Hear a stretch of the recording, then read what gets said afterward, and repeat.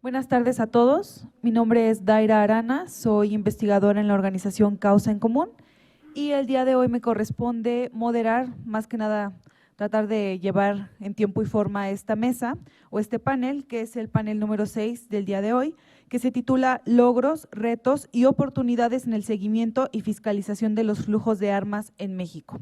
Como podrán ustedes ver, contamos con 3 panelistas que nos van a dar sus perspectivas, experiencias, opiniones sobre este tema que es el seguimiento y la fiscalización de los flujos de armas en México. A lo largo del día hemos visto que este es un tema bastante complejo, sobre todo desde el hecho de generar indicadores hasta el mismo sentido de rastrear los flujos de armas. Entonces vamos a ver las experiencias o buenas prácticas que nos pueden proporcionar nuestros panelistas. Vamos a iniciar primero y le voy a dar la palabra a Bruno Langiani. Él es coordinador de seguridad pública del Instituto Sou da Paz de Brasil. Tiene 35 años, licenciado en Relaciones Internacionales por la Pontificia Universidad Católica de Sao Paulo y Derecho por la Universidad Presbiteriana Mackenzie, con especialidad en Gestión de Organizaciones de la Sociedad Civil por la AMBAFIA. Es coordinador del área de Sistemas de Seguridad y Justicia del Instituto Sou da Paz en Sao Paulo, Brasil. Sus atribuciones están vinculadas a actividades de monitoreo y advocacy en el área de control de armas, municiones y seguridad pública junto con el Congreso Nacional, interlocución con el gobierno federal y gobiernos estatales para desarrollo de proyectos pilotos, evaluación e implementación de políticas públicas. Tiene larga experiencia en investigaciones de identificación de armas y municiones y coordinación de campañas de entrega voluntaria de armas.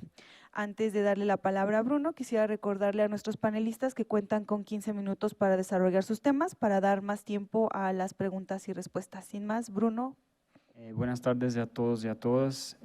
Primeramente me gustaría agradecer y felicitar a Magda por la invitación y felicitar por el evento.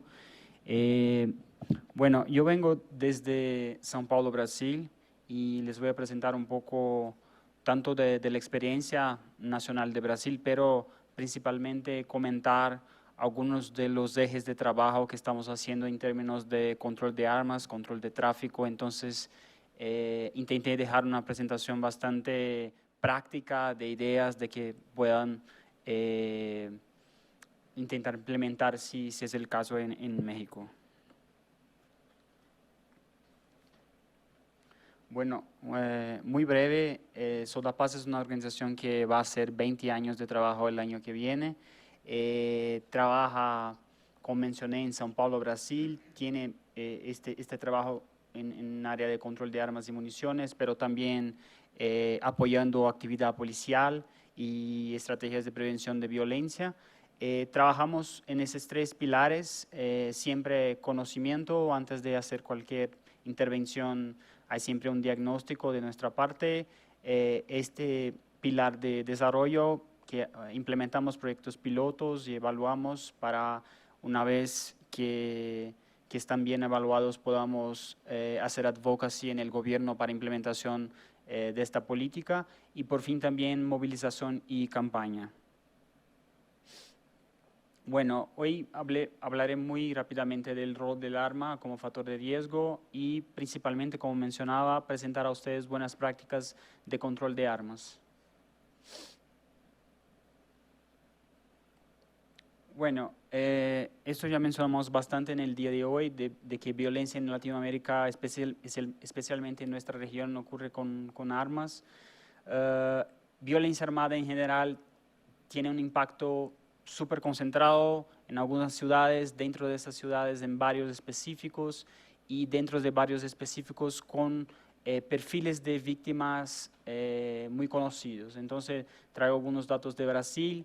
La tasa general de homicidios está como 25 por 100.000 habitantes y, como mencionaba, entre los jóvenes es mucho más grave, mucho más desigual estos efectos de violencia armada, y entre víctimas negras es 75 por 100.000. parecido con México, en Brasil 74% de las muertes son cometidas con armas de fuego, entonces una cosa que siempre hablamos en estas ponencias es que no se trata de si a ti individualmente te gusta o no te gusta el arma, pero sí reconocer el papel, el rol que tiene el arma en la violencia en nuestra región. De nuestra perspectiva, acreditamos que es importante controlar el acceso al arma de fuego y municiones, ejecutar políticas preventivas con grupos de más riesgo, más vulnerables, aumentar la capacidad de aclaración también de crímenes y hacer responsabilización con los autores de homicidios, y gestión de seguridad basada en diagnósticos y con foco en la violencia letal. Y ahí cuando mencionamos estrategias de control de armas, para nosotros una buena política de control de armas tendría que contemplar todas estas cajitas, entonces control, manufactura y comercio, y ahí estamos hablando, por ejemplo, reglas de marcaje también, cuáles son los requisitos del marco legal para la compra y portación, cómo se hace la fiscalización de grupos vulnerables, entonces hablamos a poco de grupos de atiradores deportivos, empresas de seguridad privada. En cada país estos grupos vulnerables pueden cambiar, pero es importante que sepan, que la gente tenga el diagnóstico de cuáles son los grupos que más tienen desvíos de armas y municiones. Rastrear y combatir el tráfico de armas, campaña de entregas voluntarias por la población, campañas de desarme, y también hablando de la custodia, que voy a hablar en otro slide, cómo el gobierno, cómo las instituciones hacen la guardia de las armas incautadas y cómo se destruyen estas armas que ya han salido de la calle. Muy rápidamente, para explicar para ustedes un poco, Brasil tuvo, como en Australia, un gran cambio en la ley de control de armas en 2003, con una movilización muy fuerte de la sociedad civil, que pedía que el gobierno hiciera algo para reducir la violencia armada, y se aprobó una ley que, de entre otras cosas, ha traído una serie de requisitos para quien quiere comprar arma, tener arma en casa. Entonces, tiene que ser mayor de 25 años, no puede tener antecedentes criminales, hay que pasar por testes psicológicos y técnicos. Entonces, esto es lo que es necesario para alguien en Brasil tener y comprar un arma y mantener en su casa. Y se prohibió la portación civil en regla en todo el país. Entonces, solo puede portar armas agentes de seguridad, las Fuerzas Armadas, empresas de seguridad. Y también una innovación bastante importante en Brasil es que se obligó a que las municiones que están vendidas para instituciones de seguridad, Fuerzas Armadas, tengan también un marcaje de lote, que también facilita mucho investigación de crímenes y también prevención de desvíos, porque una vez que la gente sabe que la munición que está recibiendo tiene un número, esto es un importante medio preventivo. Entonces, esto está implementado en Brasil desde 2003, y también esta misma ley creó crímenes para refrenar el tráfico y mal uso del arma. Entonces, por ejemplo, disparos al aire, tráfico internacional, algunas leyes que no, crímenes que no existían, el Estatuto de Desarme ha creado. Y también la posibilidad de esta campaña de entrega voluntaria implementada por el gobierno con incentivos financieros para que la gente entregue arma con garantías de anonimato y con una estructura en todo el país para que la gente entregara sus armas. Desde 2003, más de 600.000 armas han sido entregues en esta campaña, la mayoría en los 2 primeros años de la aprobación de la ley. Y esto es el gráfico de evolución de tasa de homicidios. Entonces, en 20 años, la única reducción significativa en la tasa de homicidios ha sido después de la aprobación del Estatuto de Desarme.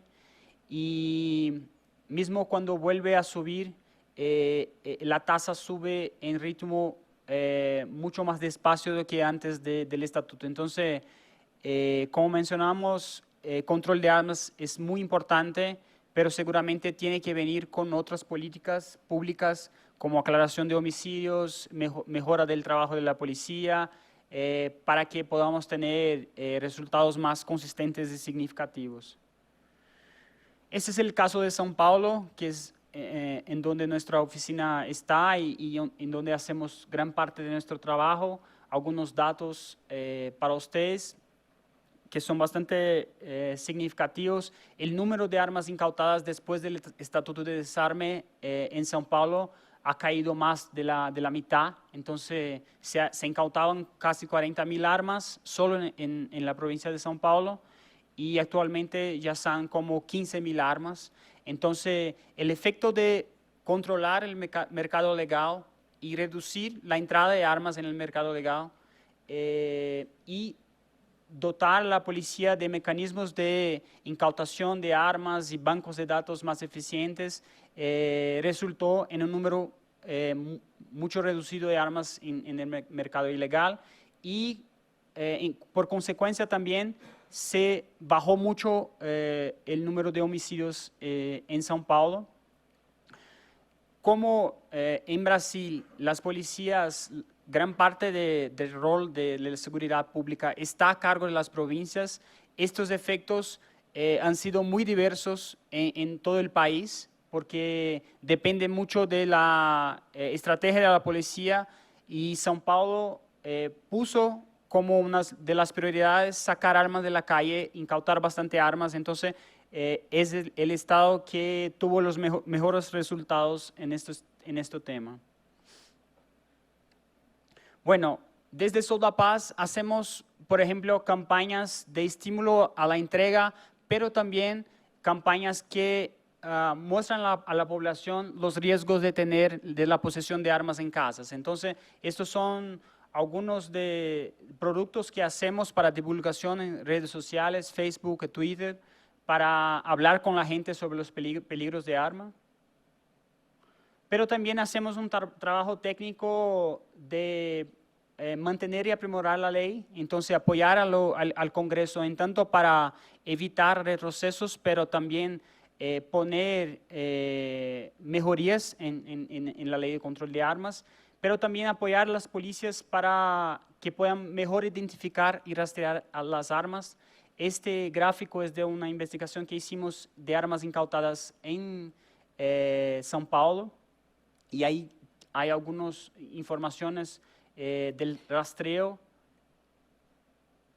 Y este mes entregamos al Ministerio de Justicia un curso destinado a policías de e-learning para que puedan mejor identificar las armas, porque sabemos que la calidad de los datos del arma incautada es decisivo para un buen rastreo. Entonces, si hay problema en el primer registro, esto puede perjudicar todo el ciclo de rastreo de armas. Entonces, es un contenido bastante didáctico e interactivo, y que ha sido muy personalizado con los tipos y marcas de armas que son más incautadas en Brasil. Entonces aquí una pantalla también del curso, explicando un poco de la munición, de las municiones, explicando los tipos de marcaje de municiones, cuáles son las informaciones que tienen. Y hacemos también el apoyo y la creación de grupos técnicos en las provincias regionales, que la idea es que el primer policía pueda generar una información de calidad, pero en que cada provincia haya un grupo técnico que sistematice este tipo de información, que armonice y que pueda conectar con los puntos focales nacionales, estos que irán a hacer, por ejemplo, colaboraciones internacionales con ATF, los que van a informar a UNODC en los deportes. Entonces, la idea es ir calificando en distintos niveles la calidad de la información, para que cuando sea necesario hacer el rastreo, la información pueda tener bastante calidad.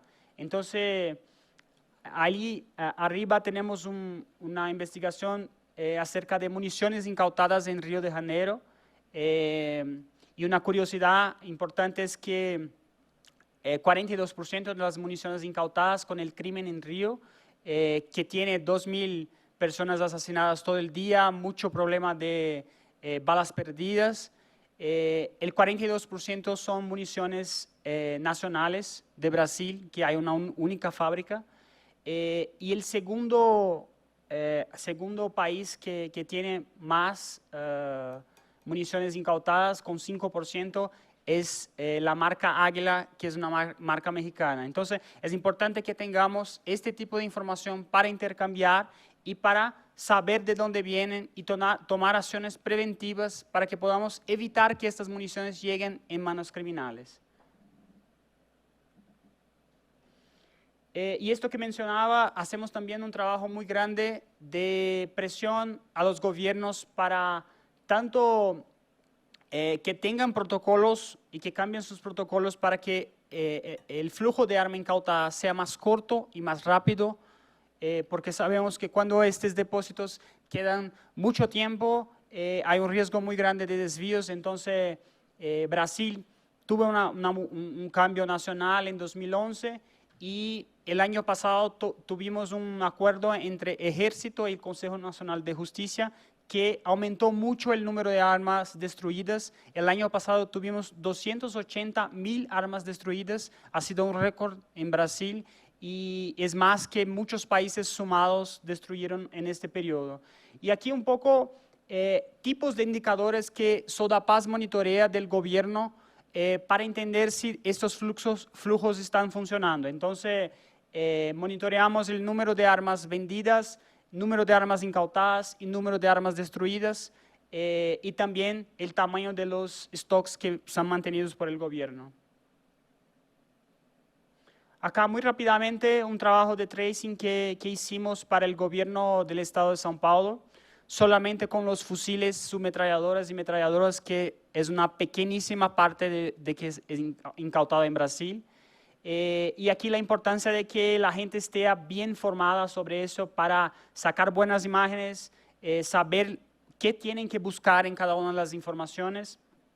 Y acá hay una imagen de fusil que ha sido producido en Rumania, exportado a Estados Unidos y después incautado en Brasil en manos criminales. Y hay algunas tablas que muestran que los fusiles incautados en São Paulo específicamente, tenemos principalmente los americanos AR y la plataforma también AK, y después algunos fusiles que son belgas y nacionales también.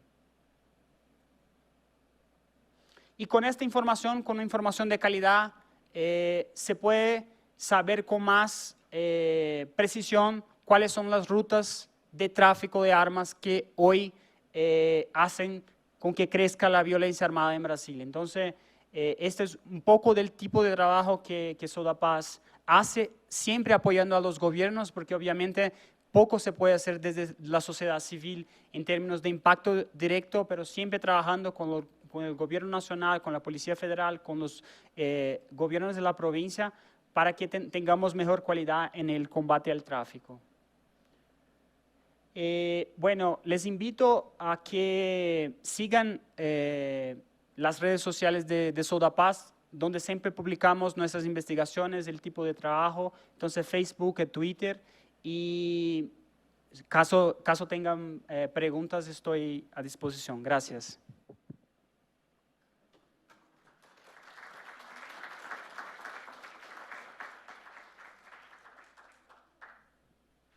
Gracias a Bruno por su intervención. Creo que nos quedamos con esto último que mencionas, de que la sociedad civil por sí misma no puede lograr muchos cambios y al mismo tiempo el gobierno por sí solo no puede lograr muchos cambios. Tiene que haber colaboración y trabajo conjunto, y también que esta experiencia de Brasil, que el control de armas legales y dotar a la policía de mecanismos de incautación, pues puede reducir las armas en el mercado legal y al mismo tiempo las armas en el mercado legal y por lo tanto ilegal, y por lo tanto también los homicidios que se dan con armas de fuego. Muchas gracias por tu intervención. Siguiendo con el orden de nuestro programa, le voy a dar la palabra a Mario Arroyo Juárez, quien es director de Seguridad Humano SC. Con una trayectoria de 25 años, Mario tiene amplia experiencia en planeación, gestión del cambio y diseño de políticas de seguridad, prevención de la violencia y reducción del delito. Es consultor de organismos públicos y privados, nacionales e internacionales. Estudió la licenciatura en Sociología por la Universidad Autónoma Metropolitana Xochimilco, cursó la maestría en Política Criminológica por la London School of Political Science y el doctorado en Ciencia Política y Sociales por la Universidad Nacional Autónoma de México. Sin más, le doy la palabra a Mario. Muchas gracias. Muy buenas tardes. Una pregunta, no estuve en la mañana, así que el auditorio no sé quiénes lo integran. ¿De dónde vienen? A ver, váyanme diciendo así como al azar. Ajá. De gente de gobierno, además de PGR, ¿de qué? De Cancillería, ¿alguien más? Gobernación, ¿de qué área de gobernación? Ok, bueno. Pues miren, en primer lugar, muchas gracias a los organizadores, a la PGR, a la Dirección de Prevención del Delito, a la subsecretaría obviamente, a la UNAM, a Jurídicas, a 24/0, Magda, muchas gracias por la invitación. Y no creí que fuera necesario decir la edad en la presentación, pero bueno. Miren, lo que yo les quiero decir, hablando de prácticas, es desde la experiencia básicamente. Y en México, efectivamente, hay similitudes con Brasil en algunos casos. Sin embargo, lo más importante creo es el hecho de que 7 de cada 10 homicidios en México están presentes las armas de fuego. Esa tendencia ha venido incrementándose. Originalmente, hace 20 años, la tasa era menor, eran prácticamente 6, 5.8 y hoy prácticamente estamos arriba de 70%. En algunos estados de la República es todavía mayor. Entonces, en ese sentido, las armas sí son un facilitador y ahí lo que yo les quiero proponer son dos cosas. Una, México tenemos un problema gravísimo. Les decía que yo les voy a hablar desde mi experiencia. Me ha tocado trabajar en la PGR en 2 ocasiones. La primera, hace ya muchos años, ahí inicié mi carrera en el Centro de Planeación para el Control de Drogas, entonces se llamaba CENDRO, hoy se llama CENAPI. Y el CENAPI es justamente el área de análisis e información de la Procuraduría para Delincuencia Organizada y entre otros temas les toca obviamente tráfico de armas. La segunda experiencia fue también otra vez en PGR, desde la titularidad del área de planeación y la más reciente en este gobierno federal desde la Comisión Nacional de Seguridad, desde donde me tocó coordinar el Programa Nacional de Seguridad Pública, que está aún vigente, el Plan Nacional de Desarrollo, y ahí tuve un paso por la Policía Federal, concretamente en la División de Inteligencia de la Policía Federal. En la primera etapa de PGR, yo era el enlace de la Procuraduría con la Agencia de Alcohol, Tabaco y Armas de Fuego de los Estados Unidos, que es la ATF. Entonces, efectivamente, lo que nos mencionabas del rastreo, la realidad es distinta. ¿Distinta en qué sentido? Distinta en que si no hay cooperación entre naciones, no puede haber ningún tipo de control de armas. Eso es fundamental. Y la relación bilateral, en este caso con Estados Unidos, está prácticamente deshecha en términos de seguridad. ¿A qué me refiero con esto? Les estoy hablando de que de cada 1000 solicitudes que México hace a Estados Unidos, decomisamos armas. 1, la mayoría tiene los números de serie borrados, entonces no hay manera de rastrearlas. Segundo lugar, en aquellos casos que sí hacemos la solicitud correspondiente a la agencia correspondiente, la respuesta de cada 1000 nos responden 15. Y de esas 15 no sabemos de dónde procede el arma. Es decir, en la práctica, prácticamente la cooperación bilateral con los Estados Unidos es inexistente. Segundo tema, la delincuencia organizada transnacional, uno asumiría, cuando vemos noticias en los periódicos, que hay cuernos de chivo, AK-47 y ya. Este fusil de asalto, el Kalashnikov, para su información, existen 57 países del planeta que lo fabrican de forma clandestina. Entonces, realmente muchos de los que están circulando a nivel mundial son solamente el modelo, no hay un país de origen. Entonces, eso también te dificulta el tracking de las armas. Entonces, en México hay dos universos. El legal prácticamente está controlado. Ahorita hago un paréntesis. Desde hace muchos años, aquí, la Secretaría de la Defensa Nacional controla y es la que otorga los permisos, es el Ejército Mexicano, tanto para los civiles como para las corporaciones policiales, a quienes se les dan las autorizaciones o permisos colectivos de portación de armas correspondientes. En este sexenio, por ejemplo, antes los guardias de seguridad privada, que algunos tienen la autorización para uso de armas, la Comisión Nacional de Seguridad, a través de la Ley Federal de Seguridad, regula la constitución de las empresas, pero la aportación de armas la sigue dando la Secretaría de la Defensa. En los últimos 4 años solo se han dado, por ejemplo, 5 licencias para empresas de seguridad privada. Entonces, el ámbito de la posesión legal en México ese no es el problema, está regulado desde hace mucho tiempo. El paréntesis a la que quiero hacer es, dentro de este ámbito regulado, que son las policías y fuerzas armadas en general, sí tenemos un grave problema de desvío de armas. Datos generales. México tiene, para que se den una idea, 2.454 municipios. De estos, en 600 municipios del país no hay policía municipal. Entonces, el 80% restante de los municipios que sí tienen policía, su estado de fuerza es de menos de 20 personas. Si yo sigo haciendo esta ecuación, solamente tenemos prácticamente 50 policías en el país que superan los 1000 elementos. Bueno, a estas policías, como no tienen depósitos de armas, no tienen armerías, con regularidad y con mucha frecuencia les roban las armas. Y estas armas son desviadas a los mercados ilícitos y usadas por la delincuencia organizada. ¿Qué políticas ha hecho el gobierno de México? Una de ellas es efectivamente por la cooperación de Estados Unidos, básicamente desde la iniciativa Mérida. Tenemos un sistema de control y de registro balístico comercial que es el IBIS, y este es el estándar de nuestras policías. La Policía Federal, que son hoy casi 40,000 efectivos en sus 7 divisiones, está al 100%, cada una de las armas que posee la Policía Federal está registrada su huella balística.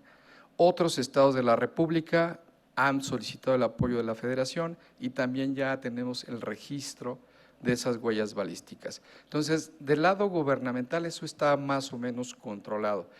El problema no es ese, sino que el problema es efectivamente el flujo ilegal de armas y que no necesariamente entra por Estados Unidos. Está entrando por los puertos, está entrando concretamente por Manzanillo y Lázaro Cárdenas, más que por Veracruz o Tuxpan, y vienen de Asia, vienen de Europa del Este, vienen de Medio Oriente, y esas armas muchas se quedan en México y muchas otras efectivamente siguen su trasiego hasta Centroamérica y a otros países un poco más al sur. El problema, otro problema adicional que casi nunca se nota y ustedes lo han observado, es que México es exportador de armas. Siempre hemos sido o asumido un papel prácticamente como de víctima, pero en realidad es que nosotros exportamos armas a Centroamérica a través de básicamente 2 compañías y sí, estamos generando, no se venden en México, pero sí se venden a otros países. Entonces también somos generadores de violencia con nuestras armas que producimos en México, no solamente armamento, sino también obviamente municiones. No solamente para casas, sino también para corporaciones policiales y ejércitos de otros países de América Latina, de otros países. ¿Cuáles son las mejores prácticas? Una, todas estas campañas que han sido iniciativas internacionales de organismos internacionales o de sociedad civil de desarme, yo siempre he estado a favor porque efectivamente entre más armas se retire de la población civil, es mucho mejor. Estudios realizados, algunos los pueden encontrar de mi autoría en internet.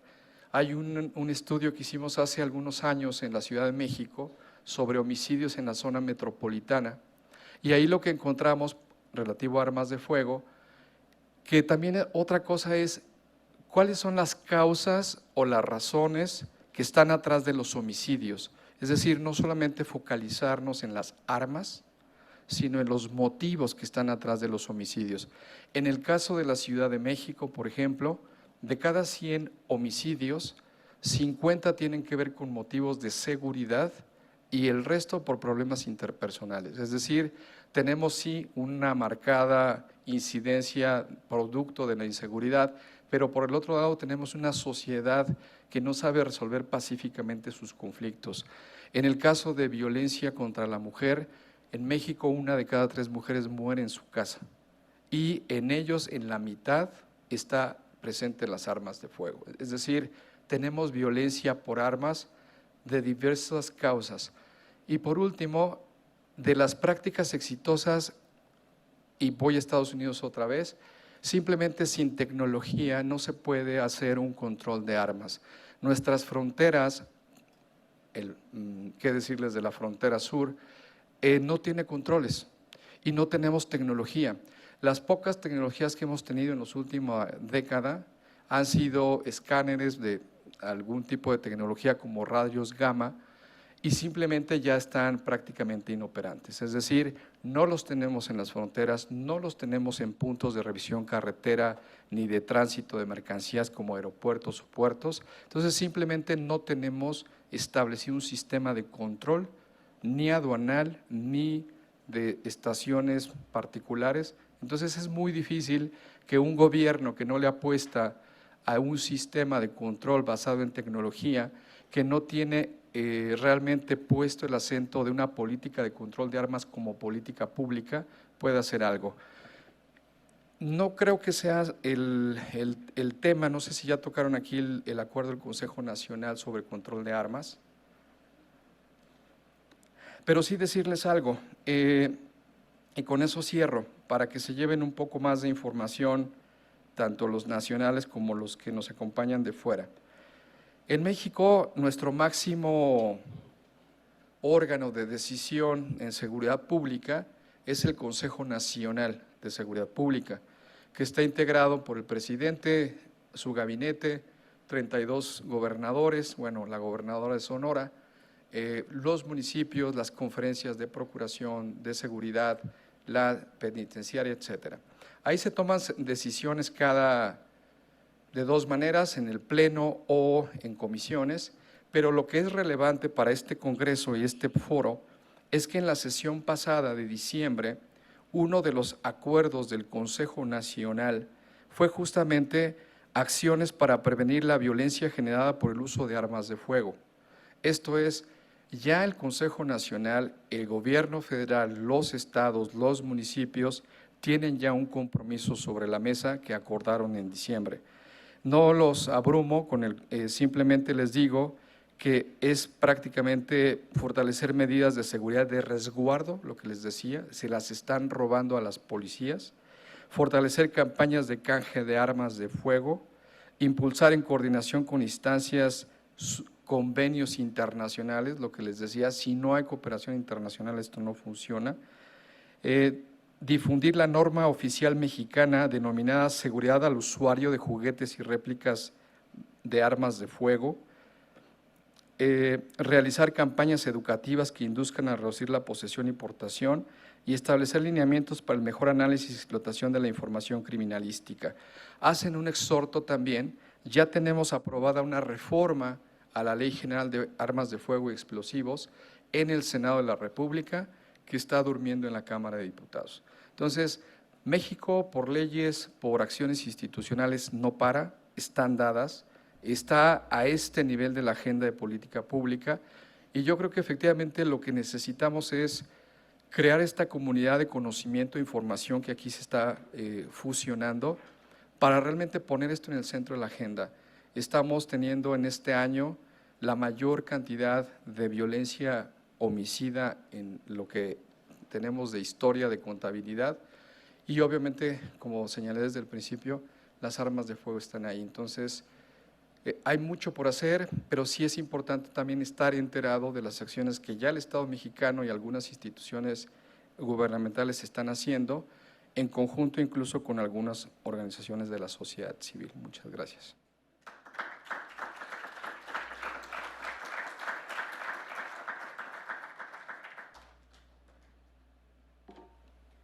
Gracias, Mario, por tu intervención.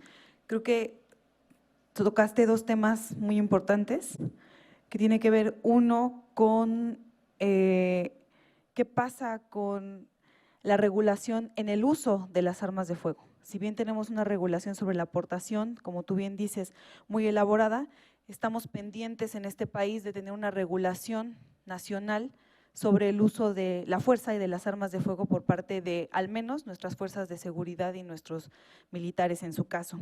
Y por otro lado, también sacas un tema muy importante que es los acuerdos del Consejo Nacional de Seguridad Pública. Ciertamente tú mencionas un acuerdo que es de la sesión de diciembre y estamos a octubre y nuestro Consejo Nacional de Seguridad Pública sigue sin sesionar y sigue sin decirnos pues cuáles son los avances en todos esos acuerdos que se han llevado a lo largo de este sexenio. Ahí tenemos una carencia en ese tema y creo que es importante sacar esto a colación para dar pie a la siguiente intervención, que es de Javier Antonio Villalba Solís.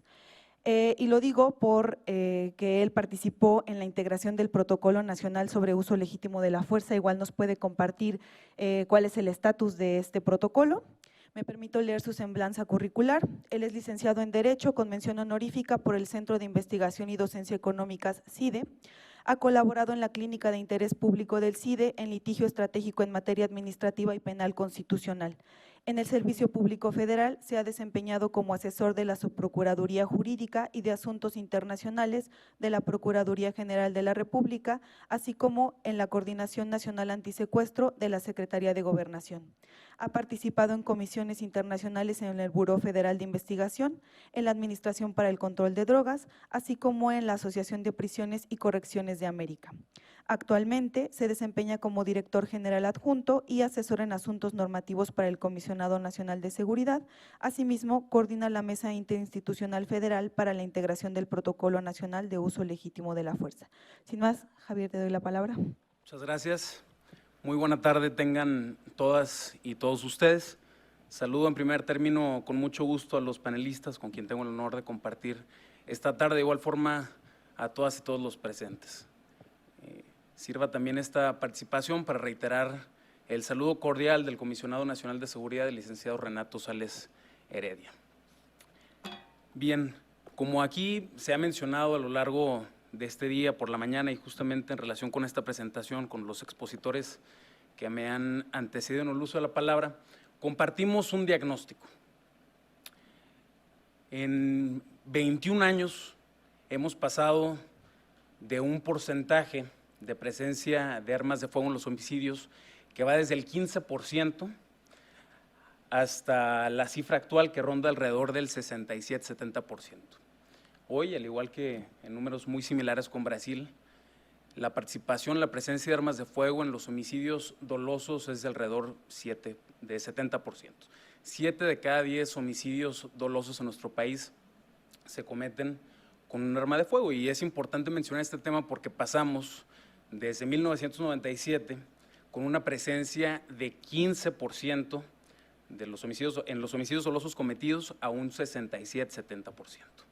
Es decir, estamos hablando de cerca de un 347% el incremento en esta variación en 21 años. Desde luego, también es importante destacar como parte de este diagnóstico que de acuerdo con las cifras del Secretariado Ejecutivo del Sistema Nacional de Seguridad Pública, en lo que va del presente año se han contabilizado cerca de 22,000 homicidios dolosos, 15,000 de los cuales se han cometido con un arma de fuego como medio homicidio. Y de igual forma es importante destacar que dentro de esta cifra, de igual forma converge la presencia de las armas de fuego en la comisión del delito de lesiones dolosas. Estamos hablando de alrededor de 7,000 casos de esta naturaleza. De igual forma, no podemos ser omisos en observar el diagnóstico por cuanto hace a la administración, los órganos de administración e impartición de justicia. De acuerdo con la estadística, de acuerdo con reportes del Consejo de la Judicatura Federal, el delito por el cual se instruye el mayor número de causas penales federales en nuestro país es ciertamente la violación o las violaciones a la Ley Federal de Armas de Fuego y Explosivos. Incluso en las causas penales federales iniciadas por el delito de delincuencia organizada, derivadas de carpetas de investigación iniciadas por ese delito en conexidad o en concurso con diversos delitos federales, el mayor número de delitos por el cual se inician estas causas, además de delincuencia organizada, como les comento, es las violaciones a la Ley Federal de Armas de Fuego y Explosivos. Y aquí no solamente podemos perder de vista y desdibujar los conceptos, es importante mencionar que a diferencia de lo que acontece con otros países, en México el gran problema o el grueso reside justamente en la aportación y en el acopio de armas de uso exclusivo de las Fuerzas Armadas y particularmente, como lo mencionaban también nuestros compañeros de la Secretaría de Relaciones Exteriores que participaron en la mesa inmediata anterior, que daban cuenta del problema de las municiones. Ciertamente el tema de la posesión y la aportación de cartuchos útiles también representa uno de los temas más importantes y respecto a los cuales se instruye la mayor cantidad de causas penales en nuestro sistema de justicia penal en el país. Desde luego estas cifras contrastan, y también hay que decirlo en un ejercicio de autocrítica, con el número de aseguramiento y de decomisos por el tipo de artefactos bélicos como son reconocidos o como son denominados así por la jurisprudencia en nuestro país. Alrededor o a lo largo de estos años de la presente administración se han contabilizado cerca de 32,000 aseguramientos de armas de fuego que se podrían catalogar como de fusiles de alto calibre, de armas largas, y desde luego también converge con la cifra por cuanto hace a las armas cortas, que son alrededor de 24,000 artefactos bélicos de esta naturaleza que han sido asegurados. Y si contrastamos esta cifra con lo que nos indican algunos reportes que dan cuenta, en algunos casos, de la introducción a territorio nacional de cerca de 2,000 armas diarias, pues ese dato por sí solo es revelador del reto y de la dimensión de los desafíos que tenemos por delante. Pero no por ello hemos sido omisos desde las instituciones en atender esta problemática que desde luego aqueja a muchas personas en nuestro territorio. Por ello, me gustaría centrarme más adelante en o al menos dos problemáticas que advertimos y de igual forma dos posibles soluciones para poder atender esta problemática. Me voy a detener en estos dos aspectos, dos grandes rasgos. Se refiere al perfeccionamiento del marco normativo y en segundo término la necesidad de fortalecer nuestros lazos de cooperación e intercambio con otras agencias, tanto en sede doméstica como internacional, como aquí ya también se ha comentado.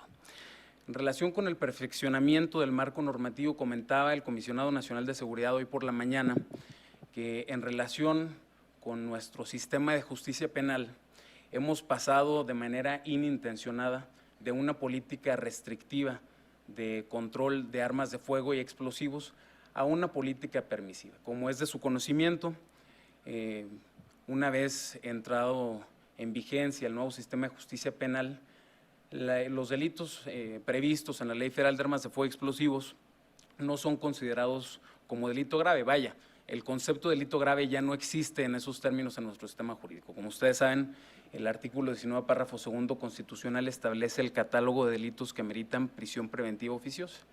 Muchos de ustedes dirán, bueno, ¿y este cambio qué representa? Pues es un cambio trascendental, toda vez que conforme a nuestro anterior sistema inquisitivo mixto, al clasificarse como grave la aportación o el acopio de armas exclusivas de las Fuerzas Armadas, la persona que era detenida típicamente en flagrancia por la comisión o por la probable responsabilidad en la comisión de este delito, enfrentaba su proceso privado de su libertad. Eso ya no sucede a la luz de nuestro nuevo sistema de justicia penal, o bueno, quizá ya ni tan nuevo a la luz de 10 años, pero sí digo nuevo porque hay que recordar que de 2016 a la fecha ya contamos con la plena vigencia de ese sistema en el ámbito federal. Y por ello, es necesario entender que al no estar previsto las violaciones a la Ley Federal de Armas de Fuego y Explosivos como un delito que amerita prisión preventiva oficiosa, muchas de las personas que han sido detenidas, insisto, típicamente en flagrancia, porque la mayor cantidad de carpetas de investigación antes de averiguación previas por la comisión de estos delitos derivan de detenciones en flagrancias. Entonces, lo que sucede, como ustedes lo saben y como da cuenta de ello las noticias día con día, muchas de las personas que son detenidas por estos hechos enfrentan su proceso en libertad, y de ellas valdría la pena preguntarse cuántas de ellas comparecen nuevamente al proceso. Es decir, como ustedes saben, nuestro sistema de justicia penal se decanta por medidas cautelares distintas a la prisión preventiva, medidas no restrictivas de la libertad. Y en esa virtud se permite que aquellas personas que han sido imputadas, vinculadas a proceso por la comisión de hechos delictuosos puedan enfrentar su proceso en libertad. Lo que sucede es que típicamente, dada la dinámica delictiva en este tipo de ilícitos, las personas que son aseguradas, las personas que son detenidas y cuyo artefacto bélico, material bélico es asegurado, son pertenecientes en algunos casos con grupos de delincuencia organizada en este país. Entonces, en realidad lo que tenemos es que la sustracción a la acción de la justicia puede ser alta en estos casos, lo cual contribuye a generar un factor de violencia y de impunidad en nuestro país. Y por ello, desde el marco de la Conferencia Nacional de Secretarios de Seguridad Pública, que como mencionaba el doctor Arroyo, integra este órgano colegiado, el Sistema Nacional de Seguridad Pública, establecido en la Ley General del Sistema Nacional de Seguridad Pública, se ha propuesto en este ámbito colegiado llevar a cabo una serie de reuniones con legisladores a efecto de propiciar una reforma a nuestro marco normativo en esta inteligencia, es decir, estableciendo la aportación y el acopio de armas de uso exclusivo de las Fuerzas Armadas dentro del catálogo de prisión preventiva oficiosa. Les comento que justamente en el marco de la Conferencia Nacional de Secretarios de Seguridad Pública, hace ya un año, se presentó un proyecto que posteriormente fue presentado por 2 legisladores en Cámara de Diputados y que además fue turnado a la Comisión de Justicia, donde todavía permanece en espera de dictamen. Se trata puntualmente de reforma a 2 ordenamientos. El primero, el Código Nacional de Procedimientos Penales en su artículo 167 y evidentemente reformas a la ley de la materia, esto es la Ley Federal de Armas de Fuego y Explosivos, a efecto, insisto, de establecer la oficiosidad en la prisión preventiva por estos delitos. La ley federal de esta materia tipifica diversas conductas en relación con el arma de fuego, tipifica la posesión sin autorización, la introducción de artefactos bélicos al territorio nacional, la portación, y dentro de la portación hace un distingo de aquella portación de ilícitos que son o no para uso exclusivo de las Fuerzas Armadas. Lo que se ha propuesto en el seno de esta conferencia es simplemente establecer la prisión preventiva oficiosa por cuanto hace a la aportación y el acopio de armas de uso exclusivo de las Fuerzas Armadas. No en todos los casos, desde luego, y sin el ánimo, desde luego, de desvirtuar la naturaleza y el carácter garantista del sistema de justicia penal, sino atendiendo, como aquí ya se ha dicho y como fue la presentación del señor Comisionado Nacional de Seguridad por la mañana, sin desvirtuar la naturaleza del sistema de justicia penal, proponer una reforma muy puntual para efectos de evitar un factor de impunidad en la comisión de estos hechos. Les compartía yo que esta iniciativa se confeccionó desde la Secretaría de Gobernación, se contó con la presencia de la Subsecretaría de Enlace Legislativo, la Procuraduría General de la República, muchas otras instancias e incluso autoridades de seguridad pública, las entidades federativas que también aportaron para efectos de hacer esto una realidad. Y además me permito también destacar que este esfuerzo no es aislado y también hay muestras de la voluntad política de muchos legisladores. Por poner un ejemplo, en la 63 legislatura, que es la inmediata anterior a la 64ª que está en curso en estas fechas y cuyo inicio data del 1 de septiembre de este año. Bueno, justamente la legislatura anterior, es decir, la que corre de 2015 a 2018, registró un total de 39 iniciativas que se presentaron en esta materia, a efecto de establecer prisión preventiva en estos delitos. Y en lo que va de esta 64 legislatura, se han presentado 5 iniciativas. 4 se han presentado en Cámara de Senadores y 1 en Cámara de Diputados, que justamente van en el sentido que aquí ya se ha expuesto y que además se encuentra eco no solo en el dicho de las y los integrantes de la Conferencia Nacional de Secretarios de Seguridad Pública, que omití mencionar que está integrada además por los titulares de cada una de las secretarías de seguridad en nuestro país. Bueno, además de contar con ese aval, como ustedes saben, contamos, y lo digo para las y los expositores que comparecen en este acto, en este foro, desde otros países que nos acompañan, en México tenemos una instancia denominada la CONAGO, la Conferencia Nacional de Gobernadores, donde están los titulares del Poder Ejecutivo de cada una de las 32 entidades federativas en nuestro país. Y en el seno de la CONAGO también se ha destacado la importancia de establecer precisiones en las leyes o en el marco normativo, justicia penal, para establecer este punto. Esto, desde luego, es una condición necesaria, pero también hay que decirlo, no suficiente para atender esta problemática. Y por eso es necesario, como lo mencionaba y lo adelantaba, fortalecer los lazos de cooperación e intercambio de información a través de las distintas instituciones, no solamente en sede local, sino también a través de la cooperación con otros países y particularmente con Estados Unidos. Y aquí destaco que en las reuniones bilaterales, como lo ha mencionado también el Comisionado Nacional, se ha planteado este tema una y otra vez con nuestras contrapartes en la ATF, como aquí se ha mencionado, la Oficina de Alcohol, Tabaco, Armas de Fuego y Explosivos, destacando la necesidad de compartir información a través de grupos tácticos interinstitucionales donde se realiza el intercambio de información e inteligencia para cuestiones tácticas y operativas que permitan generar aseguramientos y decomisos con mayor eficacia. Esos han sido, a grandes rasgos, algunas de las posibles estrategias que se pueden generar en el corto plazo. Son, desde luego, y esta última obligaciones, podremos decir, de carácter de tracto sucesivo, es decir, no se agotan en un solo momento, sino requieren de un intercambio constante y que se funda, desde luego, en la confianza interinstitucional. Aprovecho el último minuto que queda de esta participación para compartir con ustedes y dar respuesta a una pregunta que me fue formulada por nuestra compañera moderadora de esta mesa en relación con el estatus que guarda el proyecto de protocolo nacional de uso legítimo de la fuerza. En el marco del Consejo Nacional de Seguridad Pública, el acuerdo 14/42/17 de este órgano colegiado, se mandató a la Oficina del Comisionado Nacional de Seguridad para que, en coordinación con la Procuraduría General de la República y el Secretariado Ejecutivo del Sistema Nacional de Seguridad Pública, se elaborara un proyecto de protocolo nacional de uso legítimo de la fuerza.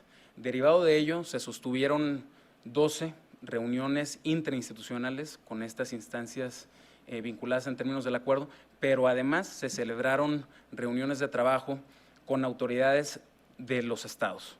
Contamos con la presencia de 31 de 32 entidades federativas con quienes colaboramos en la Comisión Nacional de Seguridad, y además este tema fue presentado en el seno de la Conferencia de Seguridad Pública Municipal. Les comento que, derivado de este intercambio de ideas que surgen no desde el escritorio necesariamente, sino de una visión concertada, colegiada, plural, donde se contó con la participación de operadores, personal de custodia penitenciaria, personal de la División de Seguridad Regional, que son los que ustedes ven en las carreteras de nuestro país, son policías federales, donde también se contó con la participación de académicos, expertos y también con operadores y jurídicos de todas las instancias de seguridad pública de este país. De esta manera, y en apego a este acuerdo del Consejo Nacional de Seguridad Pública, se estructuró un proyecto, un borrador de protocolo nacional de uso legítimo de la fuerza, que se presentó en la última sesión plenaria de la Conferencia Nacional de Secretarios de Seguridad Pública y fue aprobada para efectos de someterla a consideración del Consejo Nacional de Seguridad Pública para su aprobación en definitiva. Toda vez que el órgano colegiado que mandató este acuerdo es el propio Consejo Nacional, tiene que ser esa instancia quien apruebe el protocolo. Y en consecuencia, para efectos del cumplimiento de este acuerdo, lo que se hizo fue socializar este proyecto en las distintas instancias colegiadas establecidas en la ley de la materia. ¿Cuáles fueron? Bueno, en primer término, la Conferencia Nacional de Sector de Seguridad Pública, pero posteriormente también en la Conferencia Nacional de Procuración de Justicia del Sistema Penitenciario y la última, la Conferencia Nacional de Seguridad Pública Municipal. Y aprovecho para decir que también dentro de los trabajos que sobre el particular se realizaron se contó con la presencia de destacados miembros de la sociedad civil y académicos. De hecho, todos los consejeros ciudadanos permanentes ante el Consejo Nacional de Seguridad fueron invitados a este evento y se contó con la presencia de algunos de ellos y de muchos otros quienes también abonaron este proyecto. Incluso fue enviado a la propia CNDH para opinión el proyecto y el estatus que guarda es que estamos a la espera, bueno, de fecha para el Consejo Nacional de Seguridad Pública, que además, pues, visto el tiempo actual y la inminencia del cambio de gobierno, se antoja un tanto complicado, si no imposible, que acontezca ello. Pero puedo comentar que este tema ha sido parte en los diálogos del proceso de transición y bueno, estaremos a la espera de lo que acontezca sobre el particular. Por lo pronto puedo comentar que se ha dado cumplimiento a este acuerdo y ante la falta de fecha para que tenga verificativo este encuentro, pues quedará en la calidad de proyecto por el momento. Sería cuanto por mi parte y desde luego nos ponemos a sus órdenes. Muchísimas gracias. Como se darán cuenta, fue un panel bastante complejo, bastante completo también. El título, Logros, retos y oportunidades en el seguimiento y fiscalización de flujos de armas en México, parece que nos deja muchas más preguntas de las que pudiéramos tener en un principio. ¿Con qué nos vamos de este panel? Nos vamos con que las experiencias internacionales son sumamente importantes para México en la materia. La experiencia de Brasil es muy interesante. También esta realidad de que gobierno por sí solo y sociedad civil por sí solo y académicos por sí solos no vamos a lograr nada si queremos realmente reducir y disminuir la violencia por arma de fuego y al mismo tiempo prevenirla. Debemos de trabajar juntos. Creo que este encuentro del día de hoy y que continúa el día de mañana va a ser el inicio de este trabajo en nuestro país. Nos vamos también con todas las realidades y lo que implican los retos para México en la materia y pues con algunas preguntas sobre, por ejemplo, si la prisión preventiva en este tema sería una solución o no. Creo que tenemos bastante buen tiempo para preguntas. Abriría el espacio para unas 3 en un principio y si se da tiempo unas 2 más. Aquí tenemos una pregunta, por favor. Gracias, muy buenas tardes. Bien, primeramente pues es un comentario en relación a lo que hemos visto a través de este día. En la mañana, como refirió muy bien el licenciado Javier Antonio Villalba Solís, a través también de el comisionado de Seguridad Nacional Renato Sales Heredia, refieren un promedio de 2,000 armas que fluyen al interior del país. Esto sería aproximadamente 730,000 anuales. Estamos hablando que son 8,760,000 en los últimos 2 sexenios, solo por decir de los últimos 2 sexenios, 8,760,000. Un tanto contrastante con el informe que nos proporciona Magda Cos, directora 24/0, que nos dice que son 253,000 armas que ingresan al año. Sería aproximadamente 3,036,000 en los últimos 2 sexenios, contrasta en menos de la mitad, pero bueno, vamos a dejar de lado un poco esta parte, pero sí importante hacer la mención porque es información vertida durante el día de hoy aquí entre nuestros panelistas que hoy nos hacen favor. Yo agradezco mucho la disertación de don Mario Arroyo, doctor, muy elocuente su disertación sobre esta problemática que nos toca el día de hoy conocer, comprender, analizar y bueno, ir desmenuzando. Don Mario, una pregunta para usted. Si la propuesta aprobada en el Senado y que, como nos dice, duerme en la Cámara de Diputados, tiene que ver con la referencia constitucional que también nos hace ver el licenciado Javier Antonio Villalba, con este artículo 19 constitucional, ¿no? Al vincular a proceso de quien porte, posea, transporte de manera completa o en partes armas de fuego cortas o largas. Y bueno, con esto cerraría. Muchísimas gracias. ¿Quieran dar respuesta a esa pregunta, por favor? Ahí ya. Ocurrió algo. Esta reforma a la ley fue primero y que la reforma al sistema de justicia penal. Entonces, en parte iba más que nada a cambiar las regulaciones y las penas por la aportación. Y luego tenemos otro elemento adicional que vino a hacer más compleja su aprobación en la Cámara de Diputados, que es que el Estado de Nuevo León ahora validó, digamos, la defensa, ¿cómo se diría ustedes que son abogados? Lo de el uso de armas para particulares en domicilios, y que legitimó hasta cierto punto el homicidio en defensa personal. Esto puso en alerta a muchas fracciones partidistas, pero la ley básicamente, la que estaba en el Senado aprobada, lleva más que nada la regulación de los requisitos y a las penas asociadas. No era mayor trascendente el cambio, no iba obviamente a cuestiones fundamentales, ese era más que nada.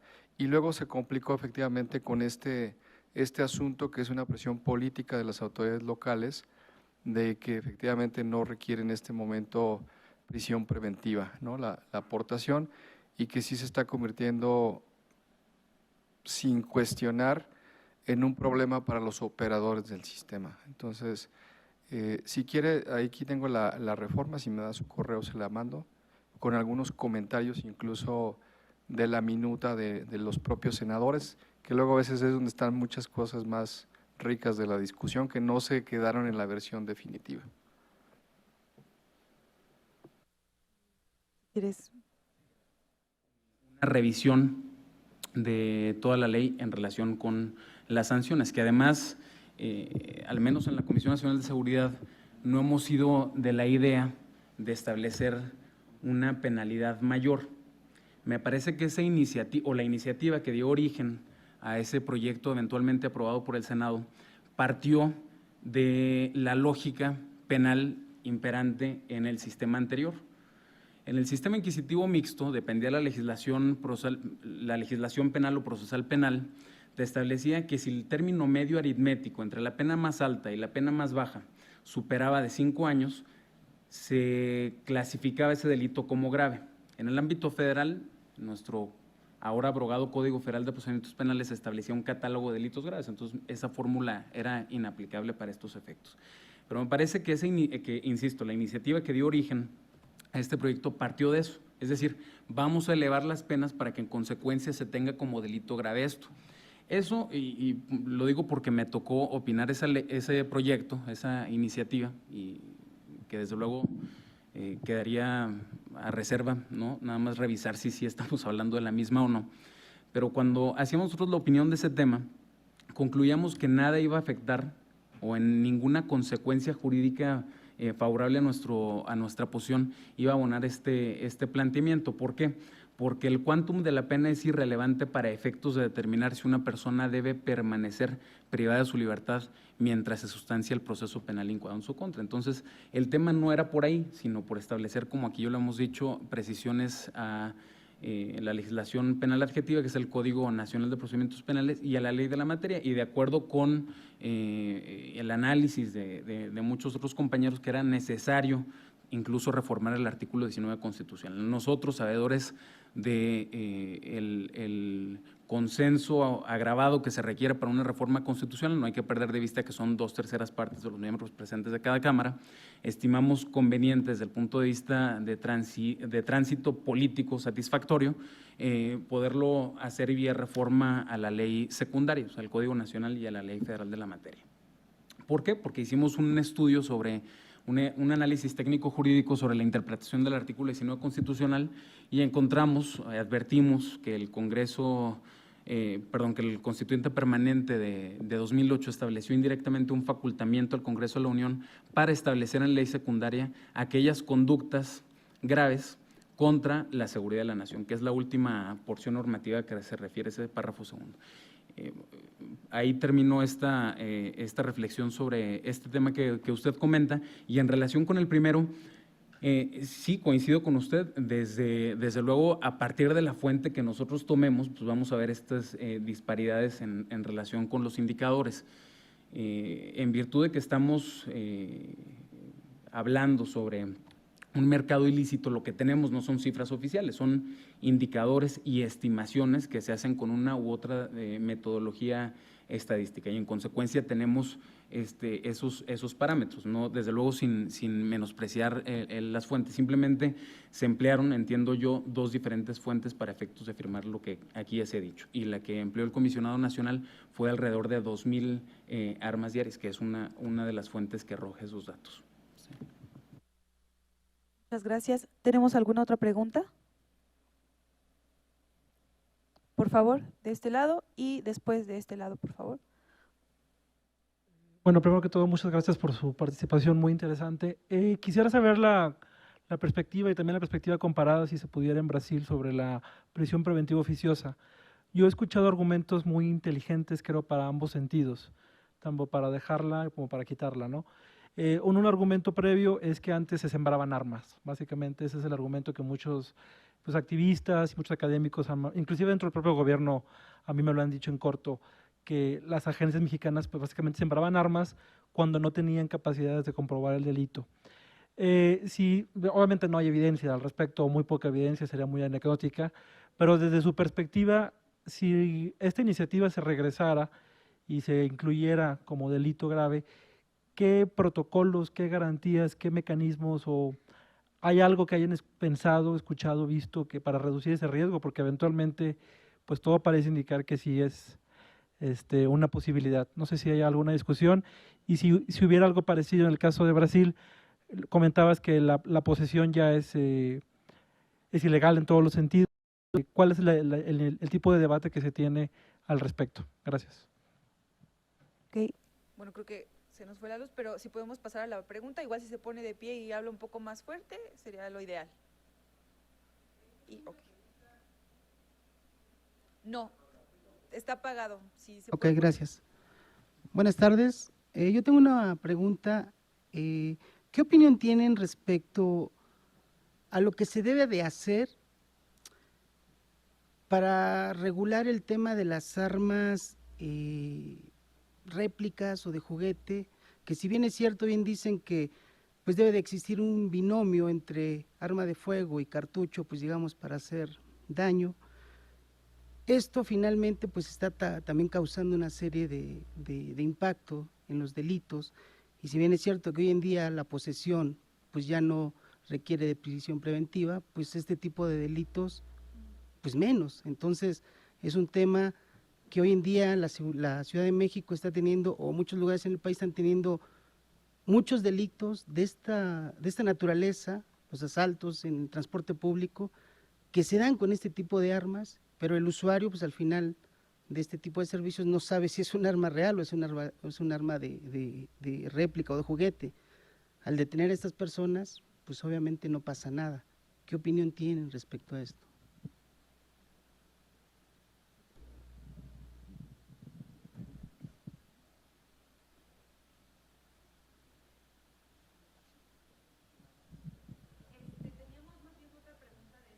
Lo que los invitaría es a contestar estas dos preguntas, porque teníamos planteadas tres, y si da tiempo pasamos a las siguientes, por favor. Bueno, relacionado a la prisión preventiva, en Brasil yo creo que es muy distinto.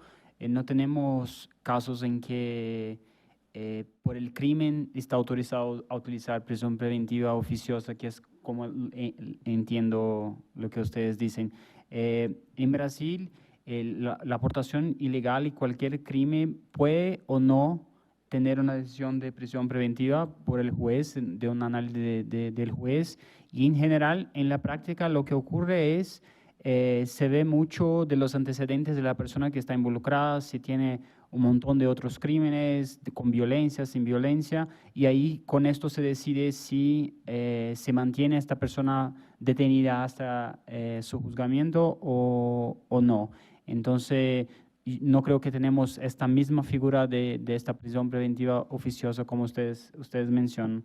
Relacionado al tema de armas de juguetes, este es un problema que ha crecido en Brasil, principalmente en los sitios en que se redució mucho las armas ilegales disponibles en el tráfico. Entonces, en Brasil, como mencionaba, en São Paulo, en nuestra provincia, se incautaban 40.000 armas y después hoy se incautan como 15.000. Entonces, hay menos armas en circulación, se incautan armas muy antiguas y hoy en día se tiene algo que no teníamos a 20 años, que es grupos criminales alquilando armas, que es más una evidencia de que hay menos armas disponibles en circulación. Entonces, en este escenario se creció el número de armas que nosotros llamamos presión o airsoft, que es una arma muy similar y que es muy utilizada principalmente en crímenes de robo en la calle, porque es perfecta para hacer la amenaza,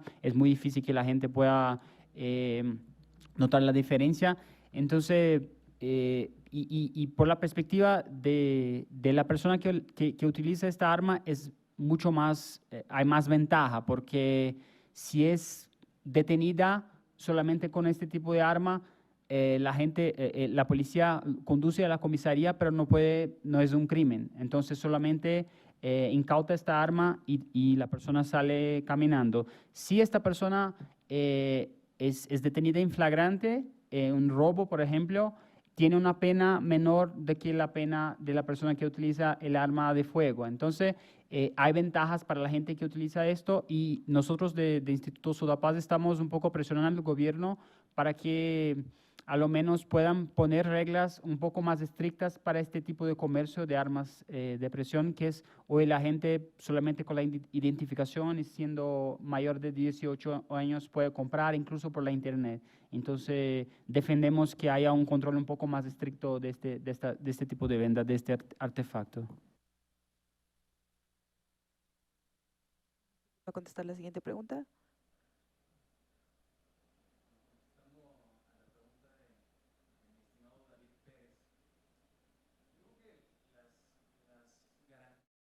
En todo caso, deberían ser en el marco del procedimiento penal. Ya decía el doctor Mario Arroyo, la herramienta principal que tenemos es el IBIS, ¿no?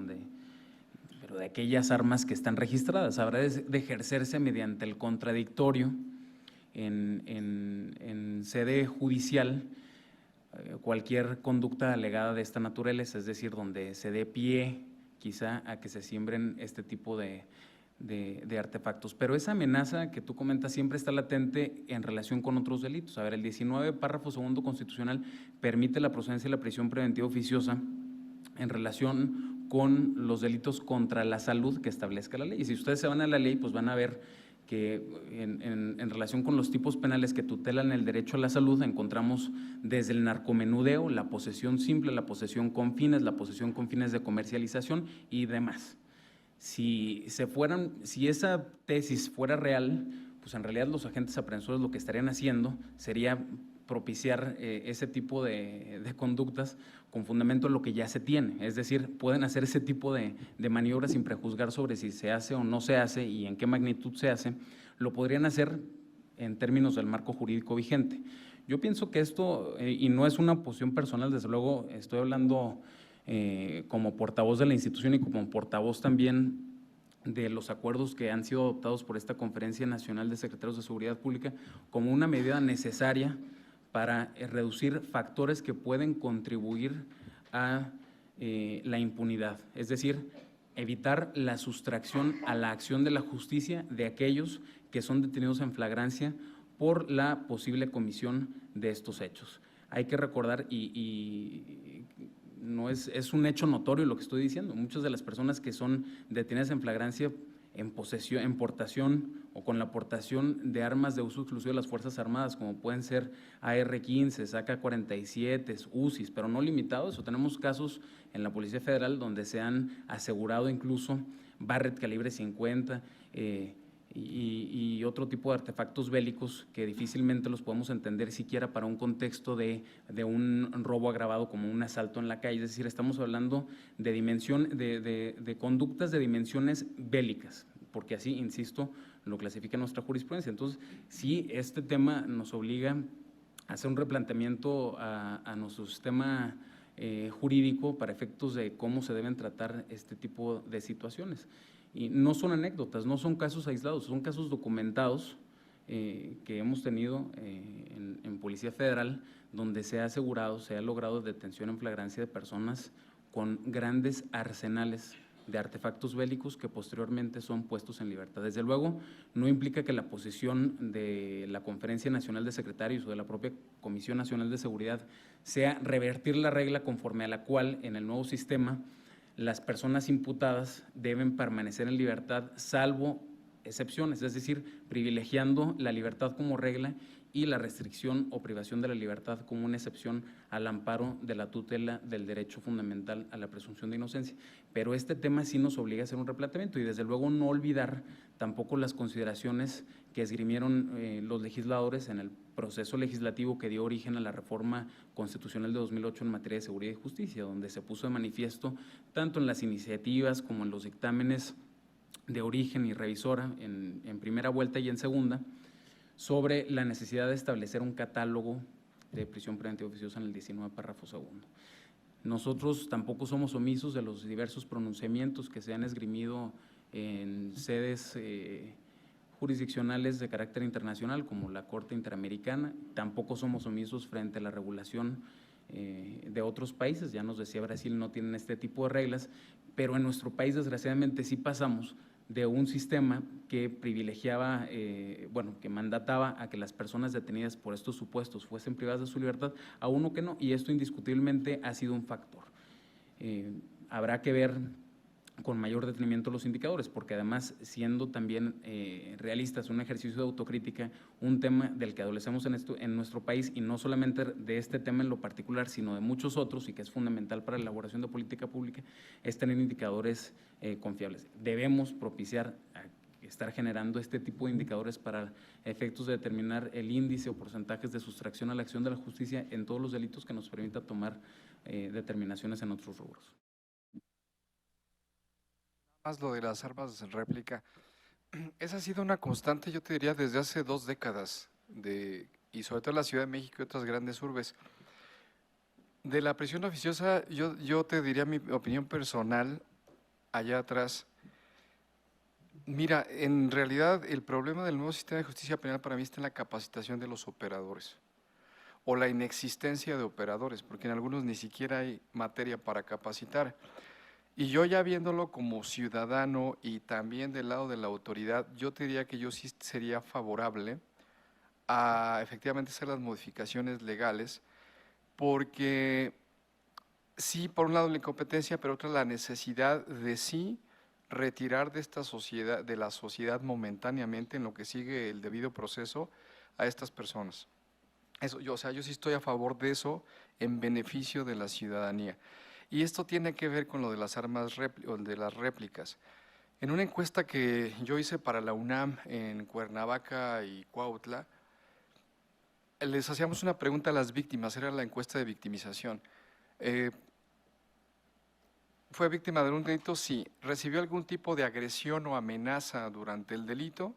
La respuesta fue sí, 56% de los casos. Cuando la siguiente pregunta es ¿con qué tipo de objeto o arma fue amenazado?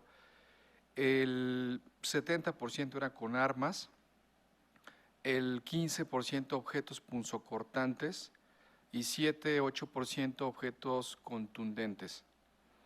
¿Qué te quiero decir con esto? Que yo creo que más que orientarte al método, arma, punzocortante, arma, lo que creo que hay que centrar la atención es en la conducta, más que en el instrumento. Y esto te lo digo porque aquí en la Ciudad de México hace unos 12 años tuvimos 13 homicidios de unas 2 bandas delictivas que mataron a sus víctimas con bates de béisbol. Y todas las muertes del forense eran traumatismo craneoencefálico por objeto contundente. Entonces, desde esta perspectiva, pues era un bate de béisbol, ni siquiera era una réplica. Entonces, yo creo que aquí más bien una es sancionar la conducta y más que nada, más que el elemento material con el que la cometes, sea réplica, sea real o sea otro objeto. Ese es digamos, mi enfoque que yo sugeriría. Y la otra es que el problema de México es que pasamos de la policía preventiva al Código Penal. Entonces, a diferencia de Colombia, que ya este año inició el Código Nacional de Convivencia Ciudadana, que tiene una serie, digamos, de contravenciones que también están muy bien ahora identificadas, ampliaron ellos sus capacidades estatales para lidiar. Nosotros tenemos lamentablemente bandos de policía o buen gobierno o leyes de justicia cívica, cambian de nombre, y creo que ahí es donde deberíamos de poner también mayor atención. Y otra ausencia, México tiene 8 registros nacionales y solamente funcionan 7. Tenemos uno que está en la Ley General del Sistema Nacional de Seguridad Pública, que es el Registro Nacional de Detenidos. Ese nunca lo hemos puesto a operar. Y en todos los países realmente este Registro Nacional de Detenidos tiene consecuencias. Y aquí por faltas administrativas o por delitos menores prácticamente no queda registro alguno. Entonces, una de las funciones del sistema de seguridad y procuración de justicia es también la disuasión. Y nosotros no contamos con elementos previos a, digamos, en este caso, el Código Procesal Penal, y creo que sí nos hace falta, hablando de una escala de conflictos, mayores instrumentos para el control social, ¿no? Democrático, obviamente. Entonces, creo que sí también ahí hay algunas iniciativas en el Consejo Nacional de Justicia Cívica que no han tenido quizás el peso suficiente, pero creo que va más hacia allá de dotar más de instrumentos y hacer punible, no, insisto, la conducta. Esa sería mi opinión. Muchas gracias. Lamentablemente se nos acabó el tiempo. Teníamos 3 preguntas pendientes. Yo los invitaría a interceptar a nuestros panelistas, que no se les vayan para que aborden sus dudas. También invitaría a nuestros panelistas a no irse sin responder las preguntas que quedaron pendientes. Agradecemos la asistencia de todos a este primer día del encuentro académico Prevención de la Violencia Armada y Delitos Relacionados con Armas de Fuego. Los esperamos el día de mañana para iniciar en punto de las 9 de la mañana con el siguiente panel y muchas gracias por su asistencia el día de hoy.